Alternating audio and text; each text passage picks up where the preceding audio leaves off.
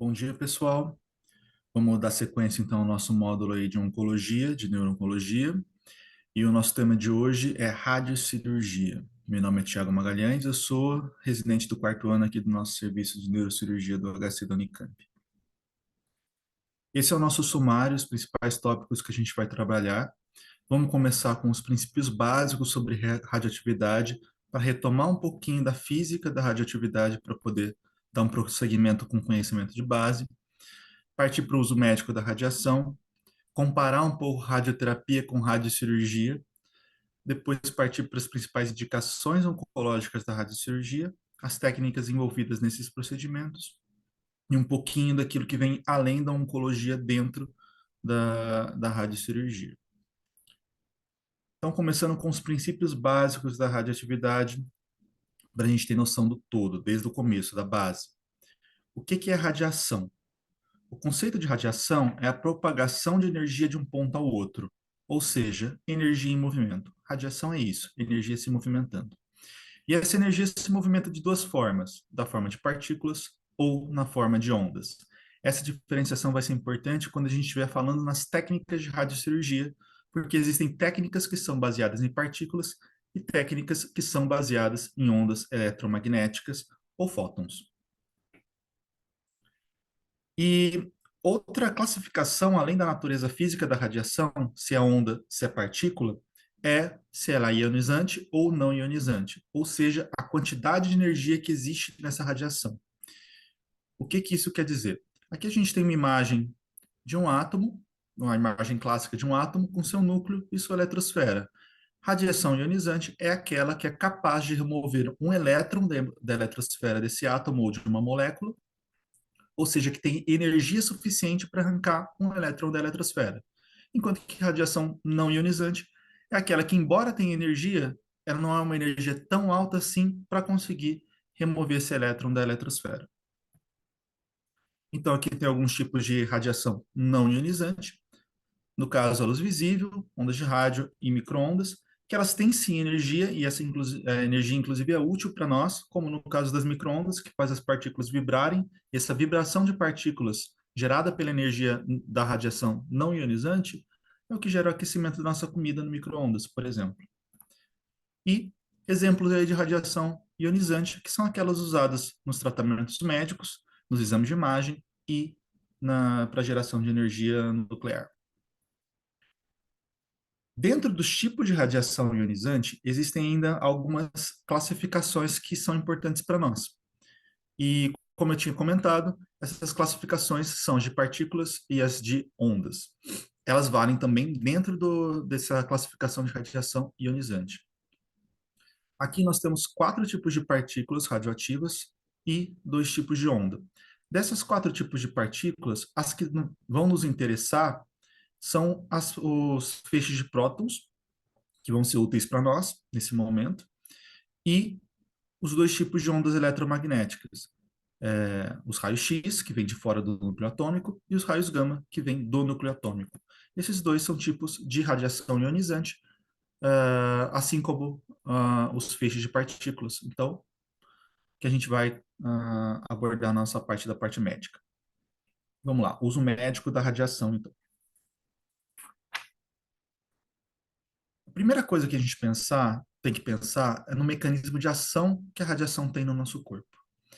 Primeiro, doses muito grandes de radiação, doses absurdas, como num acidente nuclear ou numa bomba nuclear, causa um dano térmico direto ao corpo como um todo. Mas esses são doses cavalares de radiação, não é a dose convencional que a gente costuma usar.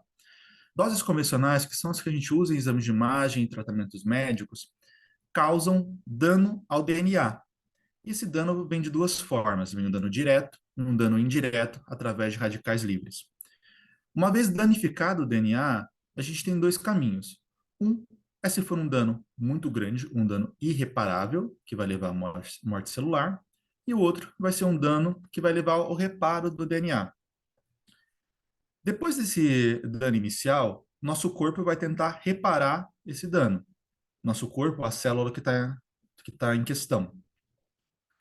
E esse reparo pode funcionar, e a célula voltar a funcionar naturalmente, ou ele pode falhar e levar à morte celular também. Quando a gente fala em tumores radiosensíveis e radioresistentes, essa é uma parte essencial, radiosensíveis ou não, essa é uma parte muito importante, porque os tumores radiosensíveis, eles têm uma capacidade de reparo muito menor do que das células normais do nosso corpo. Ou seja, quando você submete ele à radiação, a capacidade de reparo dele é menor do que da célula normal. Então, a quantidade, a dose de radiação necessária para fazer mal para esse tumor, para matar essa célula tumoral, é menor do que aquela que vai fazer tanto mal assim a uma célula do corpo normal. E é isso que a gente chama de radiosensibilidade. Aqui tem os gráficos que mostram a medida que o tumor vai se tornando cada vez menos radiosensível.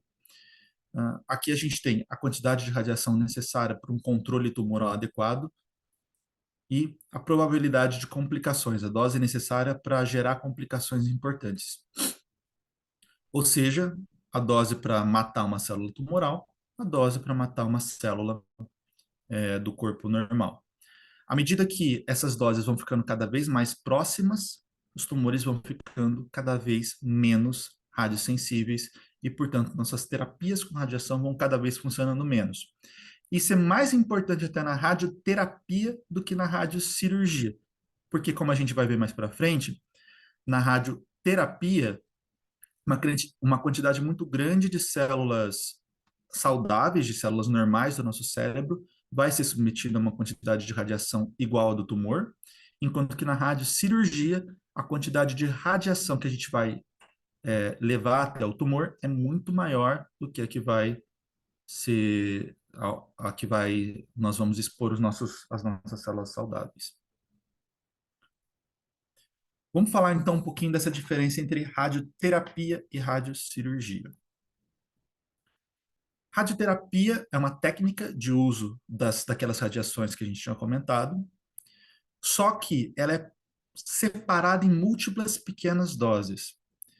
Essas doses menores têm em torno de 2 grays e você faz um número grande de sessões para chegar até 30, 60 grays. Gray é a unidade de medida de dose acumulada de radiação.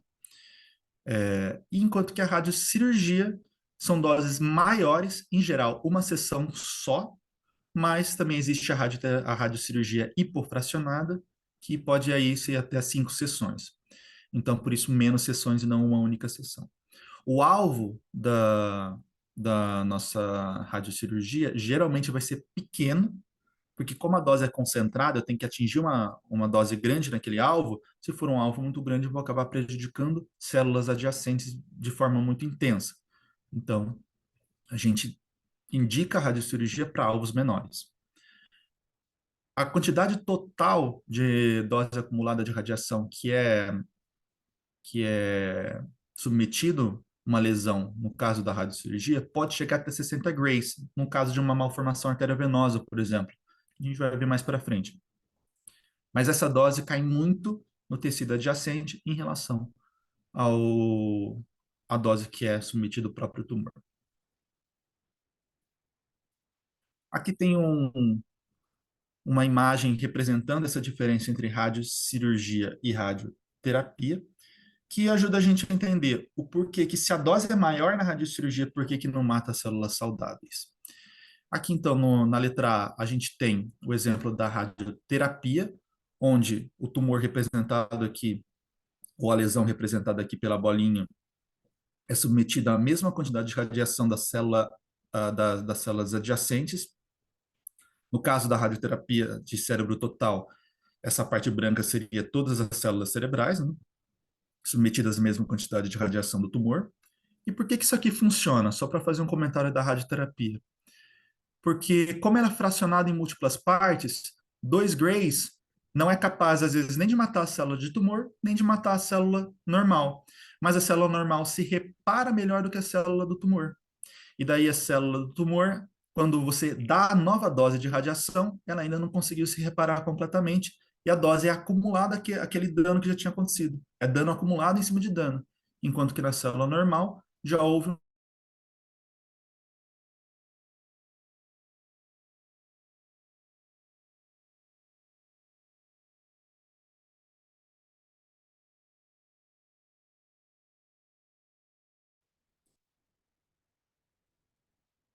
E aqui o nosso exemplo da radiocirurgia, então.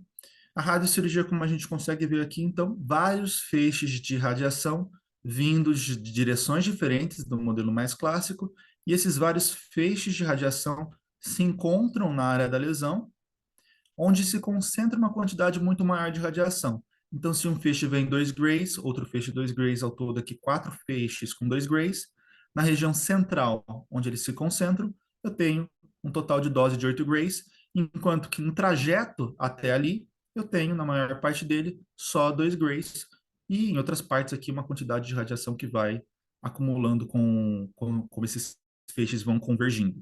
Claro que na região mais adjacente à lesão propriamente dita, a quantidade de radiação que eu vou ofertar vai ser de 8 grays também, por ser grudadinha ali no tumor.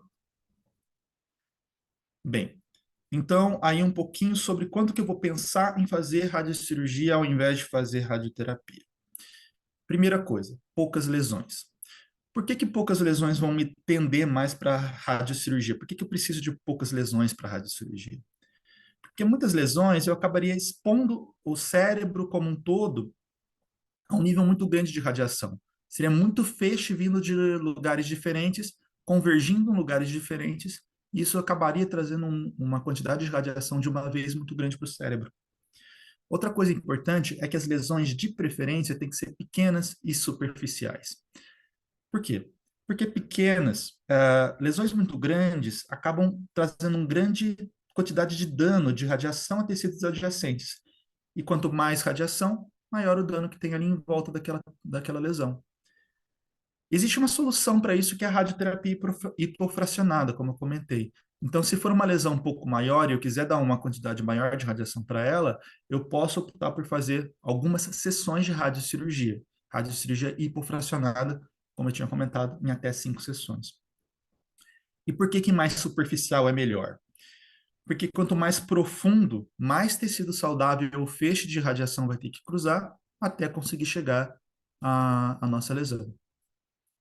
Outra coisa importante é a distância dos pares cranianos, dos nervos cranianos, porque eles são mais sensíveis do que o restante das células para a dose de radiação. Isso é uma verdade em especial para o nervo óptico e para o nervo vestíbulo coclear.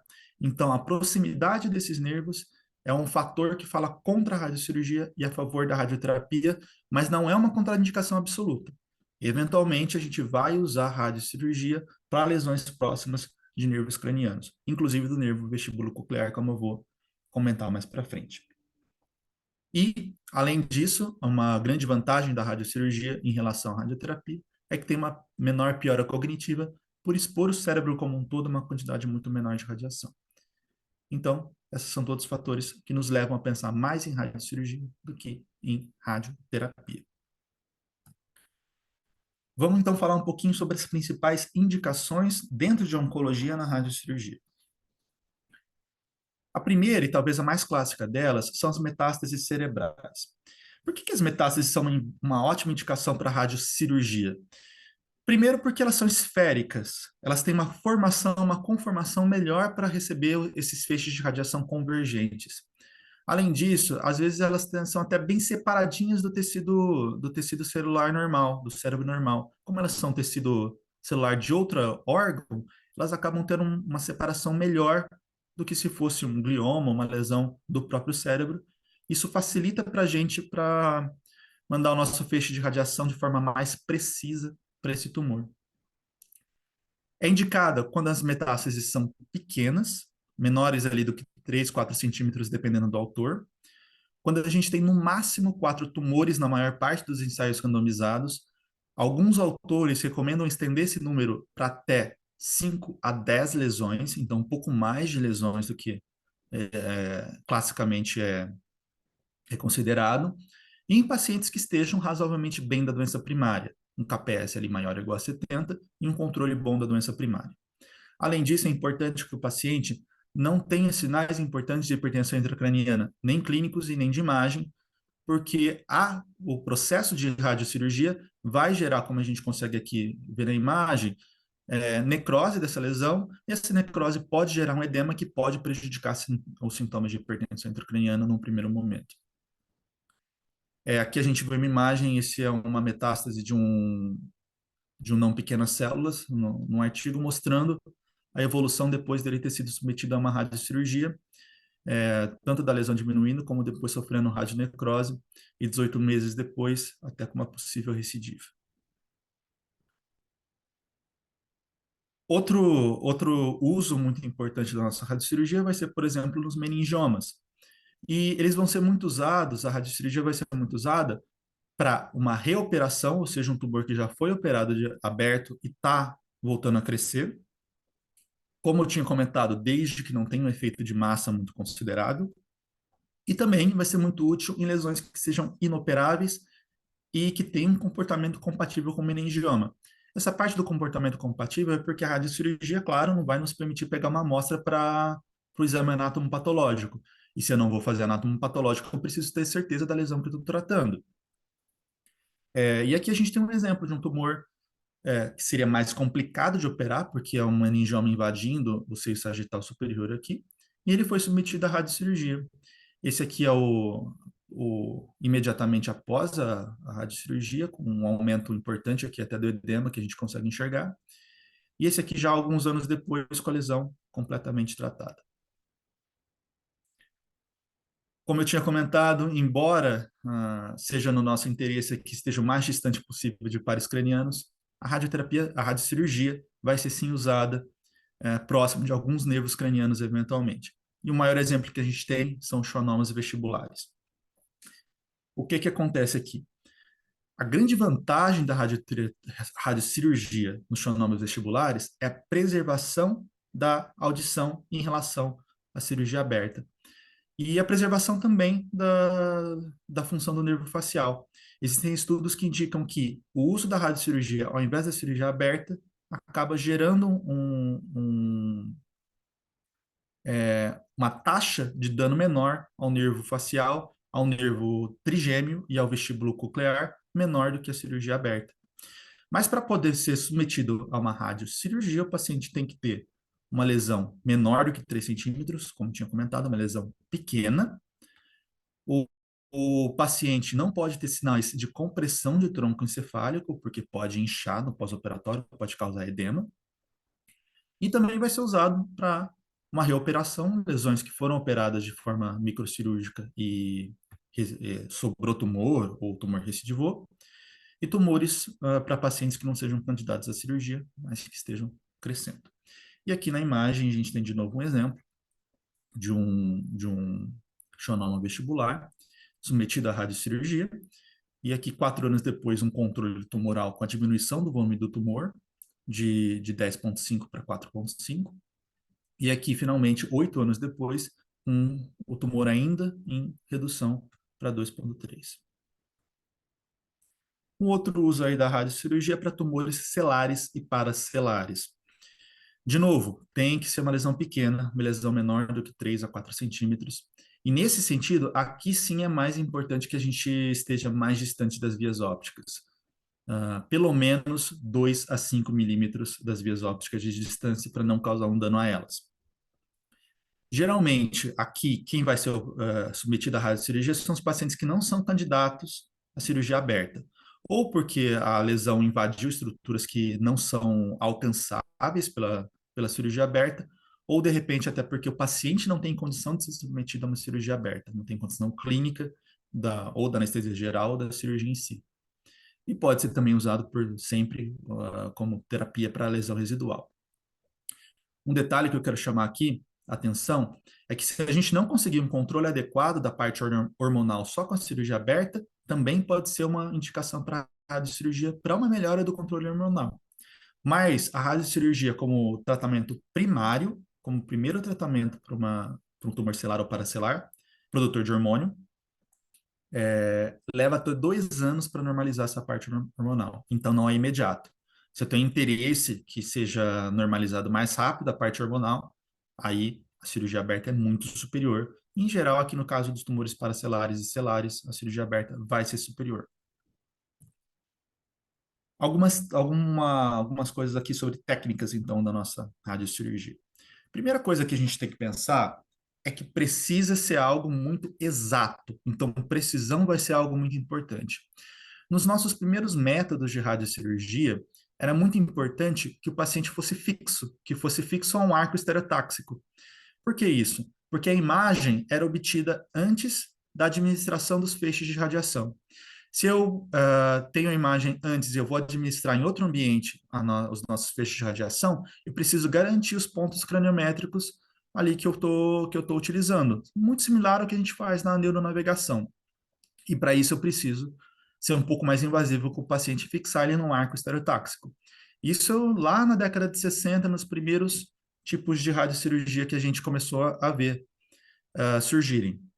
E com o desenvolvimento das novas técnicas, aos poucos foi incorporado um sistema que gera imagens e transmite simultaneamente no mesmo ambiente essas imagens para o acelerador linear, que vai gerar a radiação e aplicar esses feixes direto no paciente, tudo no mesmo ambiente.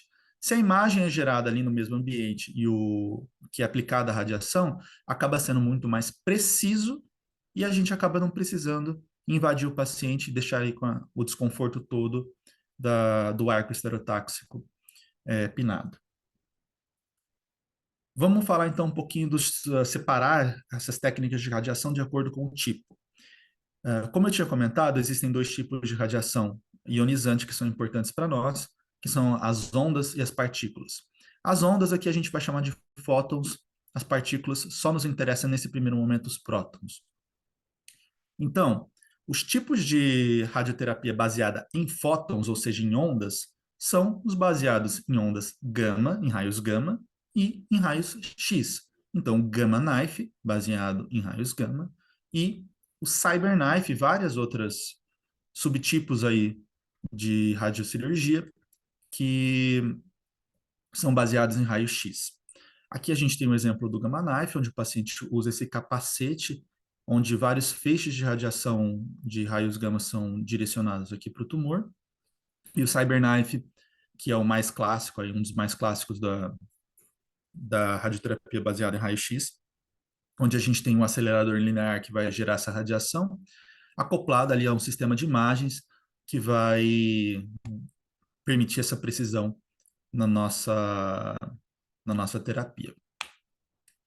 Existem outros tipos de radiocirurgia baseada em fótons, outras marcas aí. Essas são as duas mais clássicas, por isso que eu trouxe elas.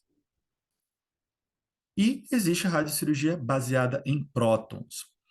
E a baseada em prótons, ela é mais nova e muito menos disponível, mas em geral ela é melhor do que a baseada em fótons. Por quê?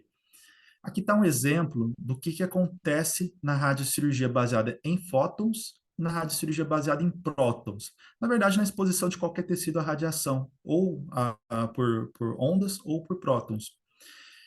Essa curva aqui é o que a gente chama de pico de Bragg, que descreve a perda da energia radiativa à medida que ela viaja por uma matéria, ou, no caso, pelo tecido. No caso dos fótons, eu tenho um pico de radiação e à medida que ele viaja pelos nossos tecidos, vai caindo a nossa energia radioativa cada vez mais. Então, quando essa energia chega no tumor, ela descarregou muita energia aqui no tecido normal e chega no tumor com uma quantidade menor de energia. Ou seja, eu vou submeter o tecido normal a muita radiação e vou submeter o tumor a uma quantidade menor de radiação. Lógico, vem feixes de várias áreas, então acaba concentrando no tumor. Mas um único feixe, ele submete o tecido normal a muita radiação em relação ao tumor. Com os prótons é o contrário. Os prótons, como eles são partículas, eles vão viajando e vão sim submetendo esse tecido em volta à radiação, porém, quando esse próton para, é quando ele vai liberar uma quantidade maior de radiação.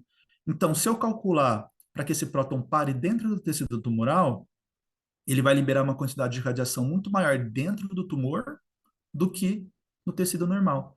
E daí, uma vez parado esse próton e liberada a radiação, cai muito rápido a quantidade de radiação que ele está ofertando, não passa muito daquilo. E aqui a gente tem um exemplo na letra A, de tumor tratado através da radiocirurgia baseada em prótons, onde a quantidade de radiação é muito concentrada numa mesma região. Aqui são 5 feixes, nesse caso foram 5 feixes de prótons que foram ofertados para esse paciente. E aqui, o comparativo da radiocirurgia baseada em fótons, onde foram ofertados 7 feixes de radiação baseada em raio-x, e com uma área afetada por essa radiação muito maior do que no caso da radiocirurgia baseada em prótons, como a gente consegue enxergar na imagem. Dizer que a de prótons ou de fótons é melhor é uma lógica, mas ainda não existem estudos que indiquem isso de forma definitiva. Não existem ensaios clínicos randomizados e controlados que indiquem isso de forma muito definitiva. Existem alguns em andamento, essa revisão aqui de 2023, e tem esses 2 estudos aqui progredindo para gerar conclusões mais definitivas, mas a lógica toda indica, e revisões sistemáticas de estudos menores indicam também que a radioterapia baseada em prótons é muito superior. Ela não vai ser usada com tanta frequência porque ela é muito menos disponível, é mais cara, e a equipe treinada é menos frequente também da gente conseguir equipe treinada para a radioterapia, radiocirurgia baseada em prótons, em relação à baseada em fótons. Falando um pouquinho só para terminar do que a gente usa a radiocirurgia para além da oncologia. Um exemplo clássico são as malformações vasculares, notadamente as malformações arteriovenosas. E a gente vai usar quando eu tiver uma MAVE profunda e inacessível, com volume pequeno a médio, ou mesmo uma MAVE residual que ficou depois de uma cirurgia aberta, ou no paciente sem condições cirúrgicas. E aqui a gente tem um exemplo de uma malformação arteriovenosa no teto do mesencéfalo, aqui uma arteriografia da vertebral esquerda, mostrando a nossa MAVE aqui.